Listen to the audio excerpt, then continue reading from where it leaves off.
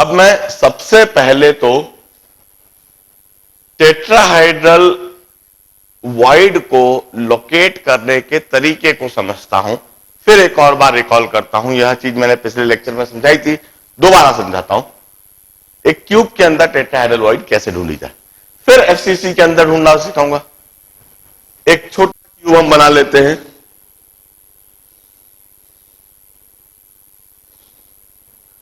इस छोटे क्यूब में किसी भी एक वर्टाइसिस पर हम लैटिस पॉइंट लगा देते हैं। किसी भी एक वर्टाइसिस पर हमने लैटिस पॉइंट लगा दिया। अब इसके बाद इस वर्टाइसिस से 3 प्लेन आकर मिलते हैं, उन तीनों प्लेन के डायगोनली अपोजिट, इस वर्टाइसिस से 3 प्लेन आकर मिल रहे हैं, तीनों प्लेन के डायगोनली अपोजिट हम 3 लैटिस पॉइंट लगाएंगे, हमारी टेट्राहाइड्रल ज्योमेट्री बनकर तैयार हो जाएगी। ऊपर वाला प्लेन इसके डायगोनली अपोजिट, पीछे वाला प्लेन इसके डायगोनली अपोजिट, और साइड वाला प्लेन इसके डायगोनली अपोजिट। इस तरह से हमने टेट्राहाइड्रल ज्योमेट्री बनाई थी। और इस क्यूब के ठीक बीच में बॉडी सेंटर पर टेट्राहाइड्रल वॉइड। रिकॉल दिस, यह टेट्राहाइड्रल ज्योमेट्री है। हमें इस तरह की ज्योमेट्री इस एफसीसी यूनिट सेल में, इस क्यूब में ढूंढनी है कि कहां कहां है, कितनी है। इसे ढूंढने का मैं तरीका सिखाता हूं। हम ढेर सारे लैटिस पॉइंट नहीं बनाएंगे, हम सिर्फ काम के लैटिस पॉइंट ड्रॉ करेंगे। और उस काम के लैटिस पॉइंट को ड्रॉ करने के लिए मैं सबसे पहले एक क्यूब बना के तैयार कर लेता हूं।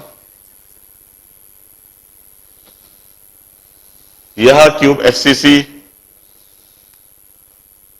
यूनिट सेल है और इसके अंदर हमें टेट्राहाइड्रल वॉइड को ढूंढना है।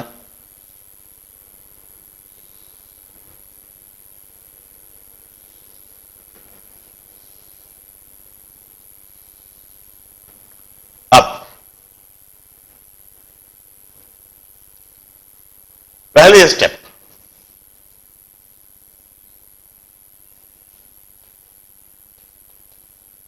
Divide FCC unit cell into 8 cubes.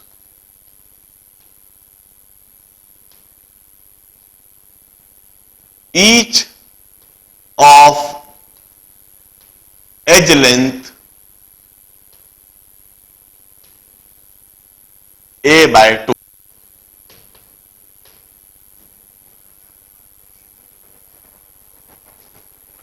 इस एफसीसी यूनिट सेल को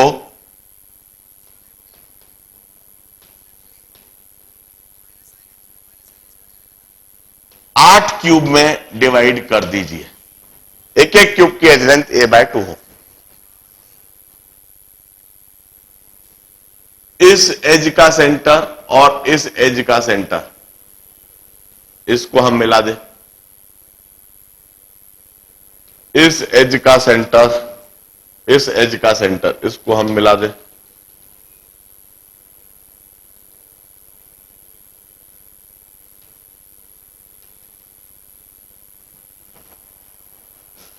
यह क्यूब 2 हिस्सों में डिवाइड हो गया।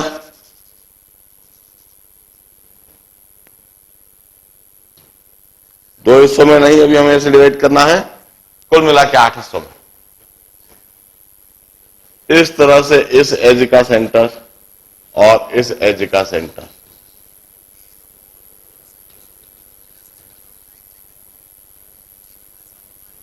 हमने मिला दिया। यह हो गया डिवाइड 4 हिस्सों में। और अब हम वर्टिकल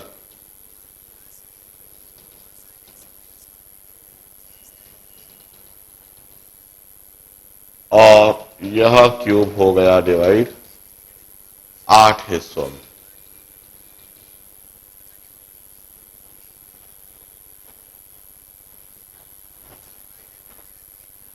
इस तरह से एक क्यूब के हमने 8 हिस्से कर दिए हैं।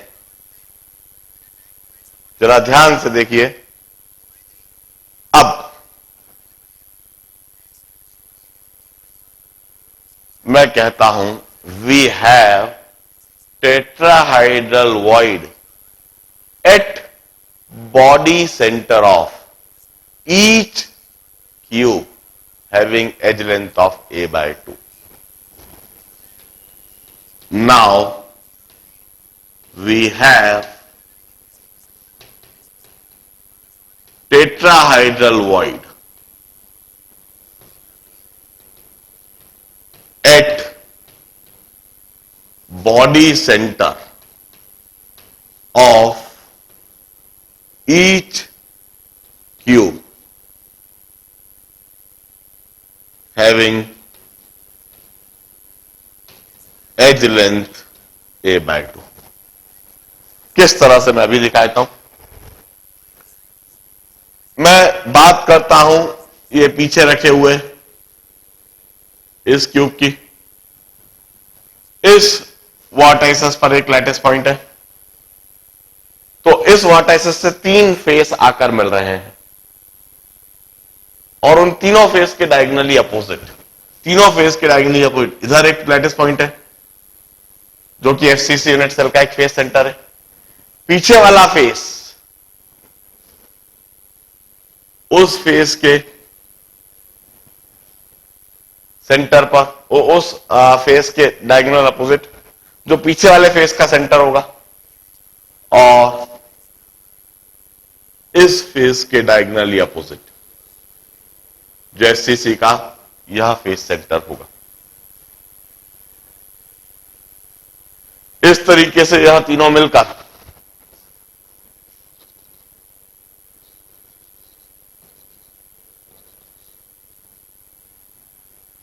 इक्विलैटरल ट्रायंगल बनाएंगे और इस जगह पर कहीं पर टेट्राहेड्रल वॉइड होगी। In another word we also say we have tetrahedral void, two tetrahedral void on each body diagonal of FCC unit cell। दूसरे तरीके से we have 2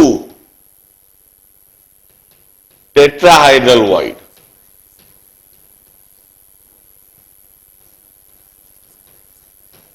on each body diagonal of FCC unit cell। Just imagine body diagonal draw करेंगे तो body diagonal के ठीक बीच में तो octahedral void है, बॉडी डायगोनल के ठीक बीच में तो बॉडी सेंटर आ गया, उस पर तो ऑक्टाहेड्रल वॉइड है, उसके ऊपर और उसके नीचे दोनों क्यूब में 2 टेट्राहेड्रल वॉइड होगी। So number of such tetrahedral void, number of tetrahedral void would be, किसी भी तरह से सोच रहे हैं 8 क्यूब है और 8 के बॉडी सेंटर पर, तब भी 8 दिख रही है। 2 ऑन ईच बॉडी डायगोनल, तो 4 बॉडी डायगोनल है, हर एक पर 2। We have got 8 tetrahedral voids in FCC unit cell. इस तरह से नंबर ऑफ पार्टिकल और नंबर ऑफ टेट्राहाइड्रल वॉइड का यदि हम रेशो देखें तो 4:8, 1:2।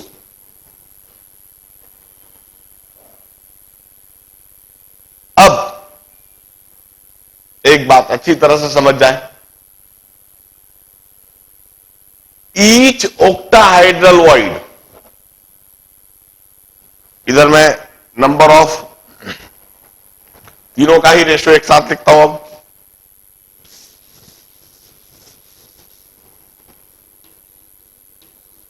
number of particle is to number of octahedral void is to number of tetrahedral void.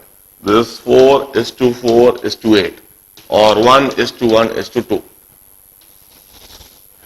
Each octahedral void is always associated with two tetrahedral void. Each octahedral void is always associated with two tetrahedral void. कहीं पर भी यदि एक octahedral void होगी तो वहां पर दो टेट्राहाइड्रल वॉइड अवश्य होगी। जरा एचसीपी और सीसीपी में भी सोचिए, हम एक ही साइड से ऊपर से देख रहे थे तो हमें 100 पार्टिकल के साथ में 100 ए टाइप वॉइड दिख रही थी और 100 बी टाइप। अब बी टाइप वॉइड तो ऊपर नीचे मिला के होंगी, या फिर ये कहो कि इस लेयर और ऊपर वाली लेयर को मिला के होंगी, मगर टेट्राहाइड्रल वॉइड ऊपर से देखने पर 100 और नीचे से देखने पर 100 और दिखेंगी। इस तरह से वहां कुल मिला के टेट्राहाइड्रल वॉइड ऊपर नीचे से देखने पर 200 हो जाएंगी। या फिर एक लेयर रखी और दूसरी लेयर उसके ऊपर रखी, उन दोनों की मिलाकर 200 हो जाएंगी 3D में देखने पर। वी यूज्ड टू से कि कहीं पर भी यदि एक ऑक्टाहाइड्रल वॉइड है तो वहां दो टेट्राहाइड्रल वॉइड अवश्य होती हैं। जैसे कि इधर आप देखें, बॉडी सेंटर पर एक ऑक्टाहाइड्रल वॉइड, इसके ऊपर और नीचे बॉडी डायगोनल पर देखेंगे तो दो टेट्राहाइड्रल वॉइड दिखेंगे। आप इस तरह से ऑफ सेंटर करते जाइए तो कुल मिला के हर एक एज सेंटर पर जो ऑक्टाहाइड्रल वॉइड दिख रही है उनके ऊपर नीचे दो टेट्राहाइड्रल वॉइड आपको अवश्य दिखती जाएंगी। This is always a fixed, a generalized ratio.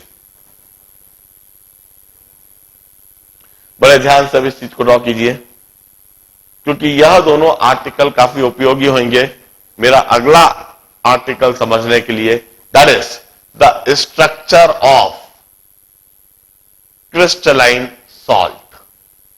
मैं एक बार सबसे पहले तो वॉइड्स के बारे में पूरी चीज समराइज करवाऊंगा, बोर्ड को साफ करूंगा। हाँ हाँ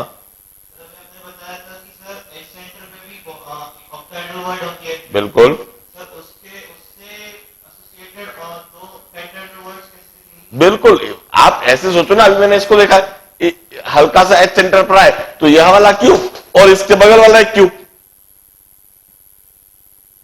भाई अभी आपने ये वाला क्यूब देखा, इसके लिए बॉडी सेंटर पर देखिए, अब इसके बगल वाले क्यूब पर आ जाइए और अभी ये वाला क्यूब देखा तो इसके बगल वाला एक क्यूब और देखिए। इन दोनों को ज्वाइन करके देखेंगे तो आपको एज सेंटर पर एक दिखने लगेगी, इस एज सेंटर पर। क्या मेरी बात समझ आ रही है? भाई आप अभी इस क्यूब को देखें, यह वाला क्यूब और यह वाला क्यूब, दोनों के अपोजिट फेसेस को बना रहा हूं, ठीक है। इन दोनों क्यूब को देखने पर आपको इधर एक ऑक्टाहाइड्रल वॉइड दिखी, है ना। अब आप यह जो क्यूब है इस क्यूब को देखिए और इधर जो एक क्यूब है इसको देखिए, देख रहे हैं। जब इन दोनों क्यूब के सेंटर्स को ऐसे ज्वाइन कर दें तो वो इस एच सेंटर से पास करेगा तो इधर देखने लगेगी आपको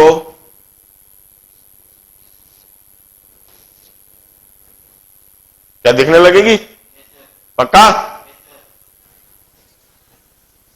ऐसे ज्वाइन कीजिए इसको, ऐसे, इसका सेंटर और इसका सेंटर आपको इधर देखने लगेगी। आप ऐसे आगे बढ़ते जाइए, आपको हर बार दो टेट्राहाइड्रल वॉइड के बीच में ऑक्टाहाइड्रल वॉइड दिखेगी।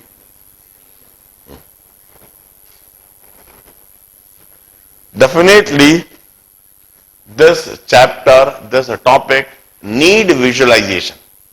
विजुअलाइजेशन की आवश्यकता एंड दिस अल्टीमेट इनफैक्ट एक ऐसा लेवल चल रहा है कि या तो इन सब चीजों को, मतलब यदि हम बात करें AIEEE की और AIPMT की, तो इनको रट लेने से भी काम बन जाएगा। मगर यदि आप बात करेंगे IIT JEE की और एम्स की, तो फिर आपको बड़े ध्यान से इनको देखकर समझना होगा। As far as PET, PMT, AIEEE, AIPMT और NEET इज कंसर्न, ये सब सारी चीजें यदि रट ली जाए जो मैं बॉक्स में रख रहा हूं, तो भी काम हो जाता है। Although I am interested in explaining them.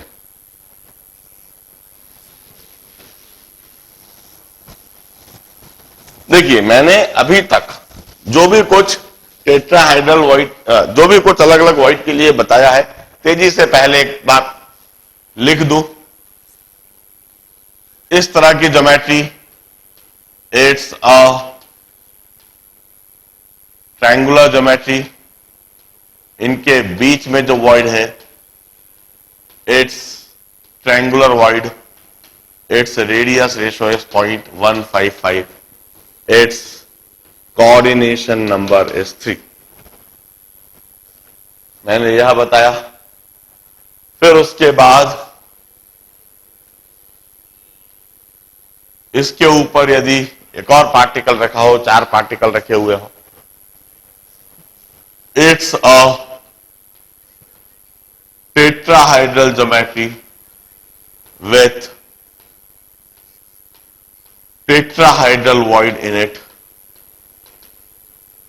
and its radius ratio is 0.225 and its coordination number is 4। यह टेट्राहेड्रल वॉइड बताया। फिर यह 3 पार्टिकल, इनके ऊपर 3 पार्टिकल इस तरह से रखे हुए, इट्स ऑक्टाहेड्रल ज्योमेट्री। यह ऑक्टाहेड्रल ज्योमेट्री है with octahedral void in it, radius ratio is 0.414 with coordination number of 6।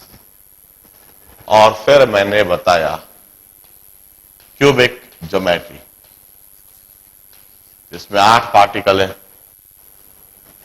यह cubic geometry, cubic void and the radius ratio 0.732 and the coordination number of 8। अब यह सारी void के बारे में मैंने बताया किस तरह से ज्योमेट्री बन रही है, ट्रायंगुलर, टेट्राहाइड्रल, ऑक्टाहाइड्रल, क्यूबिक, यह सारी बात बताई। फिर इनके बीच में किस तरह से triangular void, tetrahedral void, octahedral void, cubic void, और इनका रेडियस रेशो 0.155, 0.225, 0.414, 0.732 कैलकुलेट भी करके मैंने सिखाया और कोऑर्डिनेशन नंबर। नाउ यह सारी बात सीखने के बाद now just imagine a situation. इस हॉल को, इस कमरे को जहां मैं बैठा हूं, जहां आप बैठे हैं, पूरा खाली कर दिया जाए। आप सभी को बाहर, फर्नीचर नीचे, बिल्कुल बाहर, पूरा रूम वैकेट कर दिया जाए। पूरा रूम वैकेट करने के बाद अब इस कमरे के अंदर मैं पूरी तरह से ऊपर से नीचे तक ढेर सारी आइडेंटिकल फुटबॉल भर देता हूं, सेम रेडियस की। कलर डिजाइन कुछ भी हो सकता है, मगर उन सबका रेडियस, उन सबका डायमीटर, उन सबका वॉल्यूम बिल्कुल सेम है। आइडेंटिकल फुटबॉल पूरी तरह से रूम में नीचे से ऊपर तक ढेर सारी फुटबॉल भर देता हूं। यह जो ढेर सारी फुटबॉल हमने कमरे के अंदर भरी, इन सभी फुटबॉल का कमरे में किस तरह से अरेंजमेंट हो जाएगा, किस तरह से यह कमरे के अंदर जम जाएंगी, what would be their geometry or what would be the method of their arrangement? Definitely it would be 3-dimensional closed packing. Definitely it should be max efficient.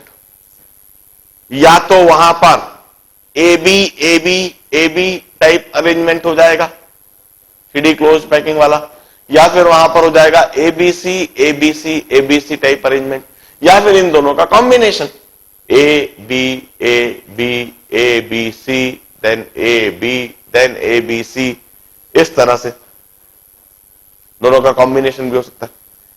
What ever is the situation, वहां पर जो unit cell बनेगा वो हमेशा FCC unit cell बनेगा। एक एक football 12 दूसरी फुटबॉल को टच करेगी, कोऑर्डिनेशन नंबर 12 होगा। 74% of the available volume would be consumed by football, while the remaining 26% would be the void. इस तरह से कमरे के अंदर वहां पर सारी फुटबॉल भरा जाएंगी। अब मैं क्या करता हूं, एक बैलून, फुग्गा बैलून, उसको एक पतले से पाइप से कनेक्ट करता हूं, उस बैलून को कमरे के अंदर उन फुटबॉल के बीच में छोड़ दूंगा।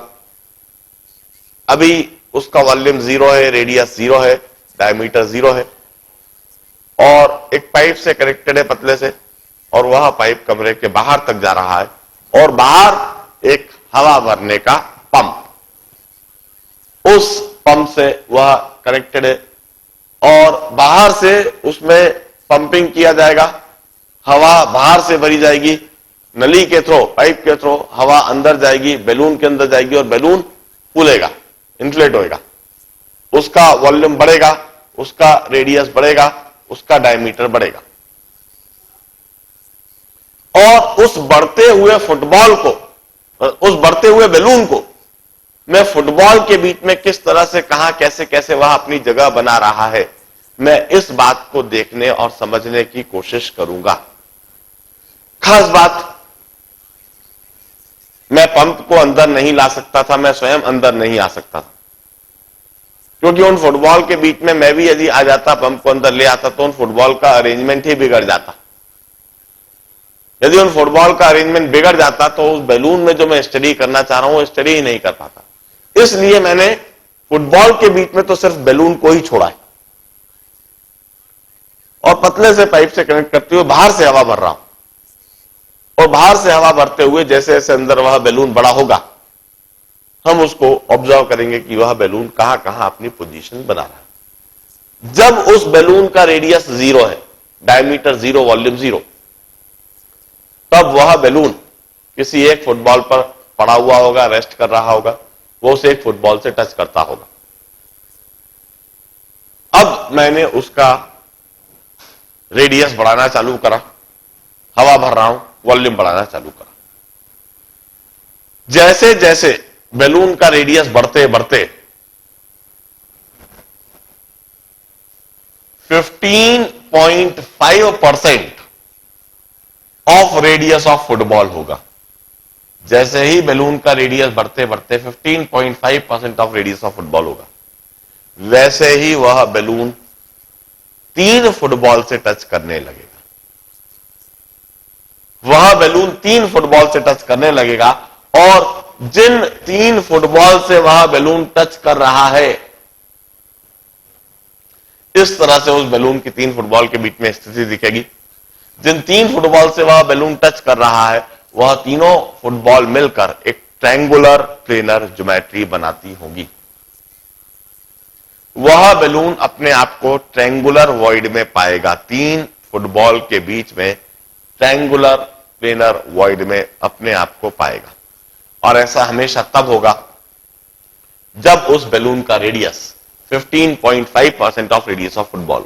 यदि बैलून का radius 15.5% of radius of football से कम होता है, तो वह कभी भी 3 फुटबॉल से टच नहीं कर सकता। 3 फुटबॉल जो इस तरह से हैं,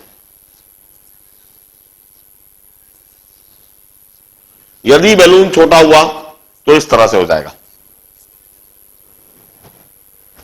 वह 2 फुटबॉल से टच करेगा। तीनों फुटबॉल से टच करने के लिए उसको कम से कम इतना बड़ा होना पड़ेगा। तीनों फुटबॉल से टच करने के लिए उसका रेडियस, बैलून का रेडियस कम से कम 15.5% ऑफ रेडियस ऑफ फुटबॉल हो। This is the minimum radius of the balloon in order that it touches the 3 football. Otherwise उसका कोऑर्डिनेशन नंबर 3 नहीं हो सकता। अब फर्दर में हवा भरना जारी रखता हूं, बैलून और बड़ा होता है। अब बैलून अपने आप को इस वॉइड में फिट नहीं कर पाएगा, वह इस प्लेन से ऊपर उठने लगेगा, इस प्लेन से ऊपर उठने लगेगा और अपने लिए जगह बनाने लगेगा, क्योंकि उसका वॉल्यूम बढ़ रहा है, क्योंकि उसका रेडियस बढ़ रहा है। और ऊपर उठते उठते जैसे ही उसका radius 22.5% of radius of football होएगा, बैलून का रेडियस बढ़ते बढ़ते जैसे ही 22.5% ऑफ रेडियस ऑफ फुटबॉल होएगा, वैसे ही वह नीचे की 3 फुटबॉल से तो टच कर ही रहा था, ऊपर रखी हुई एक और फुटबॉल से वह टच करने लगेगा। ऊपर रखी हुई एक फुटबॉल जो ए टाइप वॉइड के ऊपर रखी थी, उससे भी टच करने लगेगा। उसका कोऑर्डिनेशन नंबर 4 हो जाएगा। जिन 4 फुटबॉल से वह टच कर रहा है, वह चारों फुटबॉल टेट्राहाइड्रल वॉइड बनाएंगी, टेट्राहाइड्रल ज्योमेट्री बनाएंगी। वह बैलून अपने आप को टेट्राहाइड्रल वॉइड में पाएगा, और ऐसा हमेशा तभी होएगा जब उसका radius 22.5% of radius of football हो। 4 फुटबॉल को टच करने के लिए मिनिमम रेडियस 22.5% होना चाहिए। इससे कम यदि रेडियस हुआ तो बैलून कभी भी फुटबॉल को टच नहीं कर पाएगा। With the minimum coordination number of 4, or for the coordination number of 4, the balloon must have a minimum radius of 22.5% of radius of football. In that case, वहां tetrahedral geometry होगी, वो अपने आप को टेट्राहेड्रल वॉइड में पाएगा। मैं हवा भरना जारी रखता हूं, बैलून अंदर बढ़ते जा रहा है, उसका वॉल्यूम बढ़ते जा रहा है, उसका रेडियस बढ़ते जा रहा है। अब वह अपने आप को इस जगह पर फिट महसूस नहीं कर पाएगा, उसको और भी बड़ी जगह, और भी बड़ी स्पेस की आवश्यकता है, और भी ज्यादा वॉल्यूम चाहिए। वह अपने लिए एक नई जगह ढूंढेगा। वो नई जगह ढूंढकर जैसे ही उसका रेडियस बढ़ते बढ़ते 41.4% ऑफ रेडियस ऑफ फुटबॉल होएगा, वह बैलून अपने आप को बी टाइप वॉइड में फिट कर देगा। वह बैलून 6 फुटबॉल से टच करने लगेगा। वह बैलून जिन 6 फुटबॉल से टच कर रहा है, वह ऑक्टाहाइड्रल ज्योमेट्री बनाएंगी। वह बैलून अपने आप को ऑक्टाहाइड्रल वॉइड में पाएगा, बी टाइप वॉइड में पाएगा, जिसमें कुछ ज्यादा स्पेस अवेलेबल है। और ऐसा हमेशा तब होएगा जब उस बैलून का मिनिमम रेडियस होगा 41.4% ऑफ रेडियस ऑफ फुटबॉल। इससे कम रेडियस होने पर वह बैलून कभी भी 6 फुटबॉल से टच नहीं कर सकता। 6 फुटबॉल से टच करने के लिए कम से कम रेडियस 41.4% ऑफ फुटबॉल होना चाहिए। ऐसी कंडीशन में वहां ऑक्टाहाइड्रल ज्योमेट्री बनती है, बैलून ऑक्टाहाइड्रल वॉइड में होता है। मैं हवा भरना अभी भी जारी रखे हूं, बैलून का वॉल्यूम बढ़ता जा रहा है, रेडियस बढ़ता जा रहा है। जैसे जैसे अब वह बैलून नीचे की 3 फुटबॉल, ऊपर की 3 फुटबॉल, इन सभी फुटबॉल को धक्का देने लगेगा, अपने लिए जगह बनाने लगेगा किसी भी तरह से, क्योंकि उसका वॉल्यूम बढ़ रहा है, फैलता जा रहा है वो। और फैलते फैलते जैसे ही उसका radius 73.2% of radius of football होगा, वह बैलून नीचे भी इधर 41.4% था, जैसे ही 73.2% होगा, वह नीचे भी 4 फुटबॉल से टच करने लगेगा, ऊपर भी 4 फुटबॉल से टच करने लगेगा। उसका कोऑर्डिनेशन नंबर 8 हो जाएगा। उसका कोऑर्डिनेशन नंबर 8 हो जाएगा। वह जिन 8 फुटबॉल से टच कर रहा है, वह क्यूबिक ज्योमेट्री बनाएंगी। वह अपने आप को क्यूबिक वॉइड में पाएगा। और ऐसा हमेशा तब होएगा जब उसका minimum radius 73.2% of radius of football हो। इससे कम रेडियस होने पर वह कभी भी आर्क फुटबॉल से टच नहीं कर सकता। नाउ जस्ट इमेजिन, मैं अभी भी हवा भरना जारी रखता हूं, वॉल्यूम अभी भी बढ़ता जा रहा है, फटेगा नहीं, अभी भी मैंने अच्छा बैलून लिया, वह अभी भी बढ़ता जा रहा है, उसका वॉल्यूम अभी भी बढ़ता जा रहा है, उसका रेडियस अभी भी बढ़ता जा रहा है। एक सिचुएशन आएगी जब उस बैलून का रेडियस फुटबॉल के रेडियस के बराबर हो जाएगा। यदि उस बैलून का रेडियस फुटबॉल के रेडियस के बराबर हो गया, तब वह बैलून आइडेंटिकल टू फुटबॉल दिखने लगेगा। वह बैलून भी एचसीपी और सीसीपी का ही एक हिस्सा बन जाएगा, एक पार्ट बन जाएगा। वह बैलून भी 12 दूसरी फुटबॉल से टच करने लगेगा। अब आप फुटबॉल में और बैलून में कोई डिफरेंस महसूस नहीं कर पाओगे। वह बैलून भी बिल्कुल एक फुटबॉल की माफी की बिहेव कर रहा है।